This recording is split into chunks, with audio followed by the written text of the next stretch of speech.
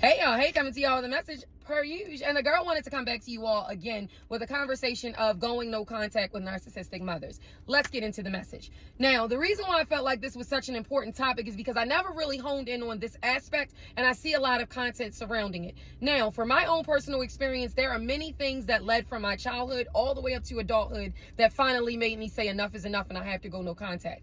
Now, just to give you a backstory, I was parentified. I've shared that in many of my posts. What parentification looks like is just being expected to hold on the responsibilities of an adult, caring for a sibling much further beyond your years in a space that you were not prepared to do so. So you lost an ounce of your childhood doing so, right? So let's pivot. One of the other examples, which was one of the most pronounced and finally was the straw that broke the camel's back for me, was when we were on the way, my mother, my daughter, and I, to my god sister's wedding years ago. Now, at that time, my mother and I were driving and she was inebriated while I was the driver. My mother said some of the most heinous, vile things that you could ever fathom that a mother would say to her own child in front of the grandchild. It was the most disrespectful and disheartening thing that I have ever gone through. And it was the first moment in time where I actually felt like there was something in me that needed to identify a place of healing, because this type of behavior is not normal, nor is it okay.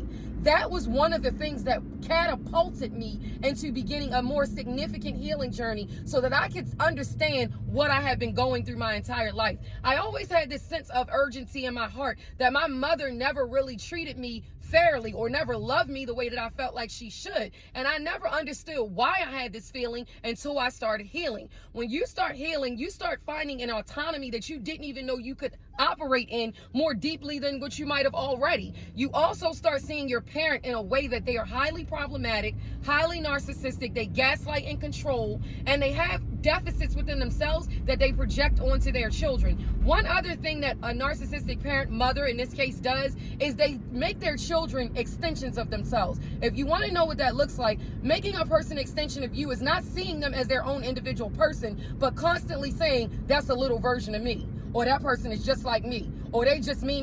And it's always about them, and it ties back to them and never you on your own. My loves, you have to understand, if you have a parent doing these things to you, it's not normal. Your parent, from a healthy perspective, which is how I am with my own children, you highlight their attributes and let that be their own specific entities and autonomy that you catapult yourself to pour into them. You don't look at them as an extension of you. You look at them as a product of you, but they're their own persons. So what I had to understand is I was being raised by someone that didn't allow me the space to do that.